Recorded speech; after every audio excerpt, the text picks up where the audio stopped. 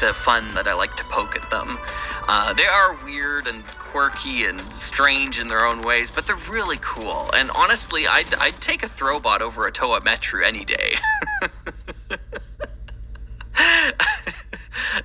Sorry. I don't know. Does anyone want me to make a video like this where I talk about how I don't find the Toa Metru all that great? I've got more than enough ammunition right here, let me tell you, but I just don't know if that's something people would want to watch. Let me know in the comments if that's something that you'd like to see from Slugger. I have a feeling, based on the videos I've seen from Slugger and the different things that he's touched upon in each video and about toy philosophy, if that's even a term, I can get a rough understanding, as rough as that cloth man do, of what he would actually critique on the Toa Metru. And some of it I kind of agree with, or, you know, I may not put as much emphasis on it myself, but I know where it's coming from. So if we just skip back a little bit to this wonderful fade between images, it obviously doesn't show everybody here, but I still remember what they all look like. So the first thing that comes to my mind when I think of a Slugger critique of Toa Metru is the color scheme, and how not only the colors themselves, but also the combination of colors. Excuse me. I ate dinner really fast before recording this, clearly. So, you look at the Toa Nuva, and you look at the Toa Metru as the next line of these hero-type figures. And even if you disregard the Rakshi, you can still kind of see the Rakshi as like that go-between of like why the Toa Metru are like this, but maybe not as harshly. So, with the Toa Metru, this was during the year that dark bluish gray and light bluish gray had debuted as colors in LEGO. This was brand new across their entire palette of sets and products, that any pieces were previously created in dark gray and light gray, as we know from things like Rock Raiders or early Star Wars or classic space, were changed into a different hue of each of those grays. With that being said, dark bluish gray is not inherently a bad color, and inherently not a bad transition for either of those colors. However, with the advent of the Toa Metru, they don't mesh very well. They could work in something like Whenua, which is black and gray, much like it worked in Onua way back, which was black and dark gray. But for everybody else, it gives such a muted sense of life to their characters, just with that as the secondary color. And that's not even talking about the first, the primary color, which for most of them is darker. Aside from Nuju and Whenua, everybody else has a change of their color in this year. So they're either dark red, dark green, dark blue, or light brown. Or medium brown, I forget which. It's one of those two, but it's a different kind of brown. I think it's actually more creamy looking, so it's not as dark. It's not reddish brown as we would know today, and that would come with Bionicle sets later for a brief time. But it did change, is the point. They're different, and they are not exactly as vibrant as their previous counterparts.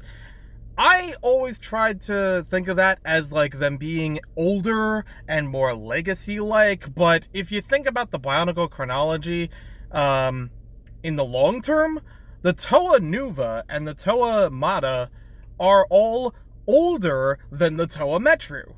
So even though they were released earlier as products, as sets, as toys, they existed long before the Toa Metru were a thing. So the idea that, you go from something that's so vibrant with each of the Toa Nuva and the Toa Mata down to what you have for the Toa Metru, where it's mostly just one base color, and then the dark gray dark bluish gray, light bluish gray, and black are just playing in as the skeletal color. I wouldn't even consider them that secondary color, even though they are present. They just don't fit in as well, and they basically serve the same purpose for every figure, so it's kind of skeletal.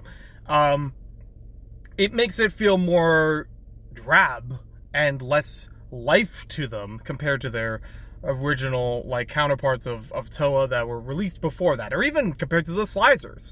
The Slizzers even had like 2, sometimes 3 colors to their color scheme. Look at Scuba, who has blue, medium blue, and yellow, and balances those.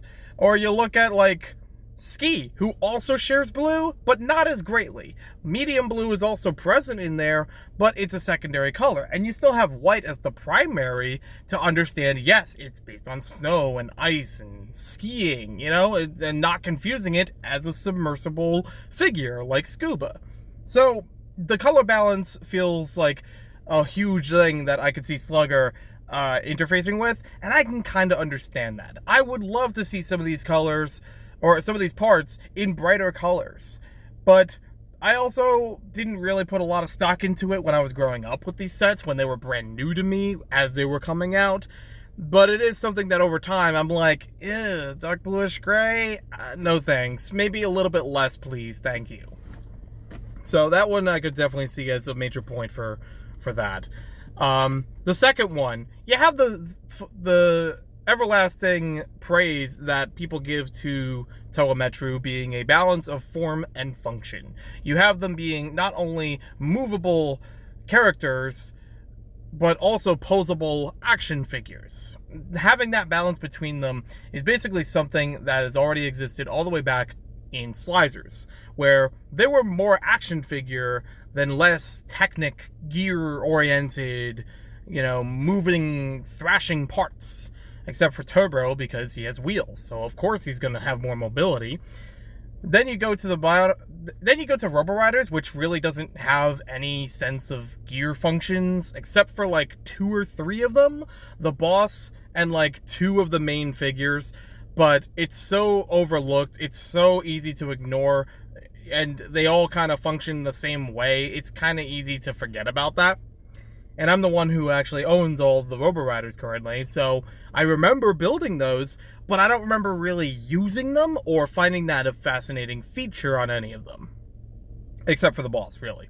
And that one only because it actually does provide like a sense of difference between one version of the character versus another in either of the alternate forms that it's built in. With the Toa Metru, you have the gear functions, just as you do with the Toa Nuva and the Toa Mata previously, and the Borak somewhere in between, but that's kind of like a cheating gear function. It's literally just gonna do one thing and one thing always.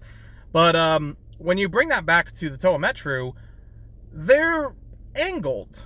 It's kind of like minifigures, how they don't have a perfectly like vertical angle for each of their arms. They are a bit tilted upward, so that if you bring the arms together, they will make almost like a triangle. There's an awkward angle to it, so if you actually twist the arms around, they will clash with each other. And sometimes in play, that doesn't really work so well with the Toa Metru, especially when you have like Whenua, who it's basically a function of his, in order to keep those arms together and making the 2 driller tools into one larger drill. It kind of works, only because there's that extra piece with it, and that's a piece you can easily lose if you don't just attach it to the backside of one of his arms, like it's some kind of weird extra thumb or something like that. There's nowhere else to really put it. I do like that there are multiple functions for each of the Toa Metru, the same way as there was for Toa Nuva. Each of their weapons can be used in more than one way. Instead of just being on their arms, they can be repositioned. So with Matau, you have ability to put them on his back for wings. Whereas if you put Vakama's disc launcher on his back, it can be sort of wings, sort of a flying thing, or it's just a way of compartmentalizing it. I'm not entirely sure. It's not as exciting, though, to be honest, but it is a thing. With Nuju, you can have them on his arms, you can use them each as their own ice picks, or you could have them on his feet, and they could be snowshoes. That's really neat. With Onawa, you could put them on his back, and they're just kind of there for, you know, stability's sake, or just, you know, for storage, basically like Vakama, or you can put them across his hands and they could be like climbing tools. I'm sure there's a word for it, but I don't know what it is at this moment. Then Nokama, you have them on her hands, and they would act as either weapons or some sort of guiding flipper sort of things. But you can also put them on her back. Oh, you know what? Now I'm thinking about it, they're all about putting them on their back. I've literally come to this realization while going through one by one after each of these figures. Wow, they are more similar than I thought. And I was already going to touch upon that as another point, but I can't ignore that Nuju and Matau have probably the most unique feature. Well, Vanua. Okay, 3 of them, half of them, have the most unique functions for each of them, but 4 out of 6 of them operate the same way. Put it on their back. Wow, that's a play feature I could really harp on. Okay, I was about to give that much more praise of like, oh, it's versatile, but in reality, they are doing kind of the same thing. And that's definitely another point that I could see against the Toa Metru from Slugger or anyone else. They are clone sets. Yes, fundamentally, they do have a little bit of difference in body type, but not by much. They still have the same kind of limbs for their arms, their shoulders, their torso, their legs, their knees, their feet. All of that is exactly the same. Their heads are the same shape. The only difference is that some of them may have more mobility in their head because the neck is postured up further from their torso. But that's like maybe half of them. I think it might even be like 2 of them. Nuju and Nokama are the only ones that come to my mind, but I'm not entirely sure if that's it. It might be Matau. I'm not sure. I feel like 4 out of them, once again, 4 out of 6, have them as rather short necks that don't actually move as much. And when you have the brain stalk attached to them, not to mention where the connection point is for their necks, you can't really tilt their heads upward that much. Especially with a figure like Winua, where he has his hands up, all in the drill function. He can't even look at where his hands are in drilling, like any of the renders from that time period had shown. You have to move his head, you have to make him elongate his neck in order to make that happen, or take away some other pieces from the back of his head or something. It doesn't really work so well, and that could basically play into other characters such as Nokama. Well, okay, so Nokama actually works better because she can swim, and if she needs to swim with her arms up in like almost a breaststroke or yeah, like a traditional swimming motion, that can be done. Her neck is elongated enough to account for the brain stalk sticking out the back of the head. It's like every one of them has some sort of ponytail because it digs out further than the rest of their mask covers. And I'm actually glad it doesn't cover that because it would be less mobile that way. Yeah, I can understand that one. And I can understand that not just from these Toa Metru, but also the Toa Haga, which are literally recolors of the Toa Metru another year later that just mix up the color scheme a little bit. Oh, we got silver. Oh, we got gold. Oh, now he's red and black. Oh, now he's got green and this. Whatever. A little bit of extra color does not change how they are fundamentally the same exact build from all of those sets. Yeah, you do have a little difference in their hip joint connecting at a different part of their torso for like about half of them again, if I remember correctly. It's either a 3-3 or a 4-2. I don't remember what the ratio is off the top of my head. I don't have them in front of me, but I do remember building them many times. And I can't justify that in hindsight. You look at them and you're like, yeah, they are clone sets. You have a little bit of difference between them, but much less than their counterparts from the previous years. When you look at the Toa and the Toa Nuva, they are fundamentally the same exact build. But they do a lot more with those builds. They are more unique in their identity, in their personality, in the way that they appear, just from how they are built. Every one of them has something different about, does this arm swing back and forth? Is this arm stationary? Is this arm going to move in a gear function just like the other arm? Are the arms going to be the same length? Are the arms going to have a tool in them? Or this little, almost like pincer hand thing that Tahu and Leiwa share. But even between those two, they use different pieces for them. They have a different length to them. They get connected to different points. You can tell a lot more diversity in very subtle ways with each of those characters. And Toa Nuva, they swipe a little bit of that under the rug, to be fair. They do take away some of that uniqueness and variety because they're still just trying to do something new. I mean, Tahu and Leiwa are very similar to each other by construction. All that's different now is that Leiwa has a friction pin in his arm instead of it being a freely swinging thing, and different colors and different weapons. But you could build them almost identical to each other. In fact, that sounds like something I probably did as a kid. And that's something that I also jokingly did as a kid, and mocked up my own copy of Onua Mata and made New Gali. I made a full video about that some time ago, and basically a mock recolor of Gali, the blue character, in black, because they were very similar to each other. For the original wave, I can't deny how they were pretty close to each other in the same kind of arms, the same kind of legs, the same claw-like appearance on each of those arms, even though they're different pieces. And the legs do change. They literally just flip the piece up 180 degrees or whatever. It's fine, but whatever. And okay, Gali has a couple extra pins in the sides of her hips.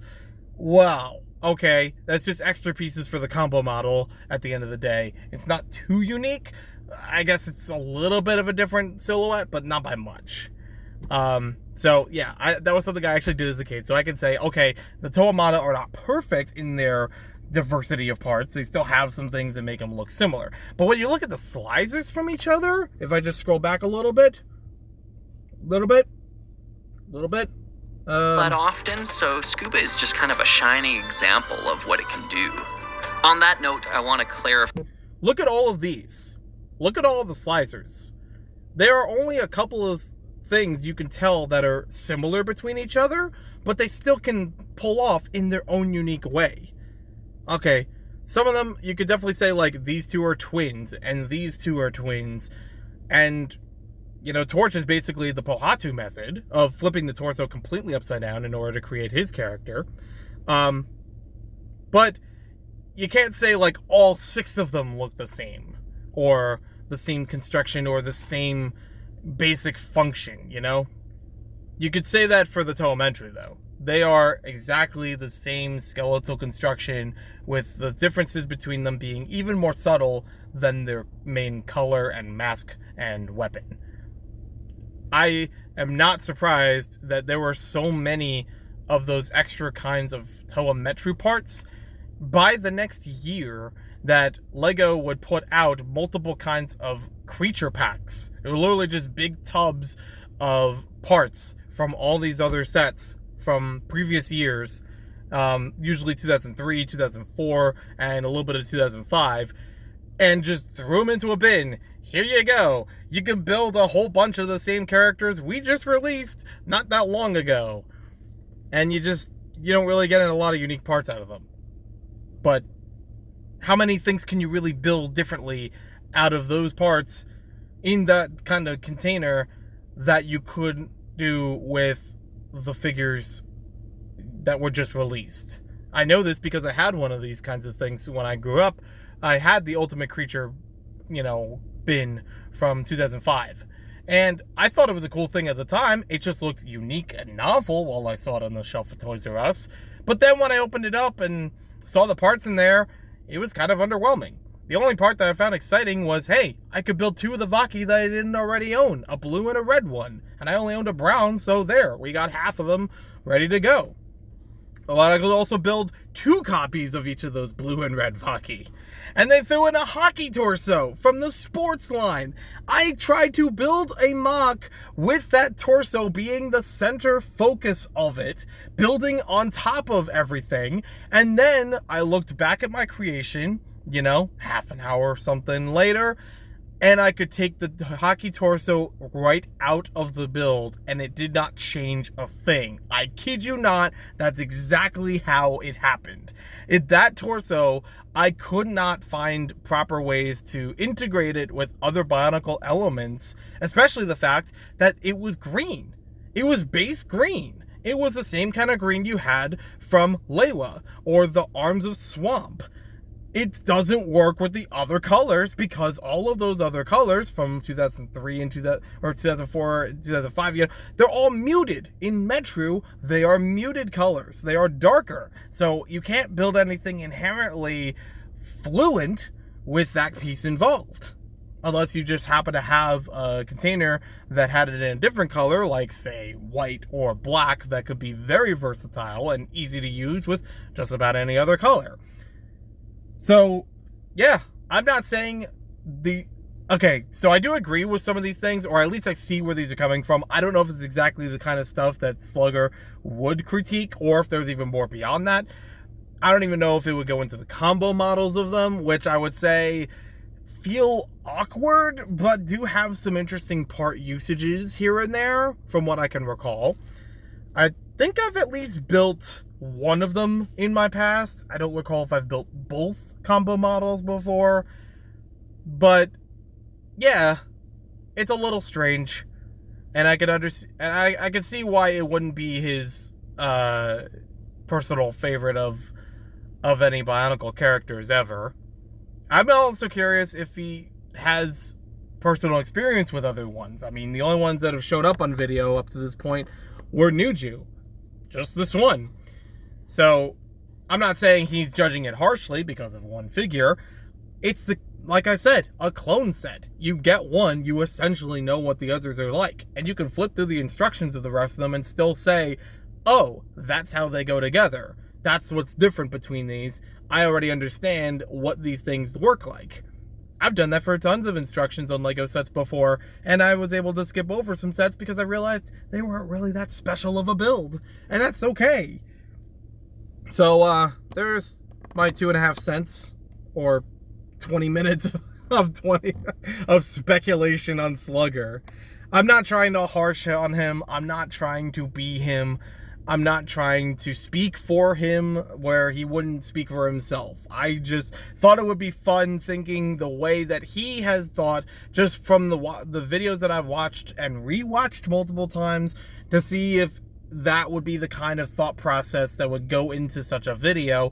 I'd be excited to hear what he thinks from, obviously, his own sluggish mouth, but, or whatever orifice it's called. But, I thought it'd be fun just to say, like, yeah, I realize, even as somebody who grew up with these figures, the Toa Metru are not perfect, and whether or not I agree with those things, I can see why some people may not be fond of them. I know that they are highly praised, but I also know there's better things out there from Bionicle G1 or G2. And I have thought about the Toa Mata and Toa Nuva to some extent many times before on my own, and thinking, wow, these are actually kind of unique and kind of interesting figures, and the colors and designs and so on, and you know, to a point. So I understand that. I thought this would just be a fun little goofy little extra thing, and I still look forward to it, even if he makes a video about it.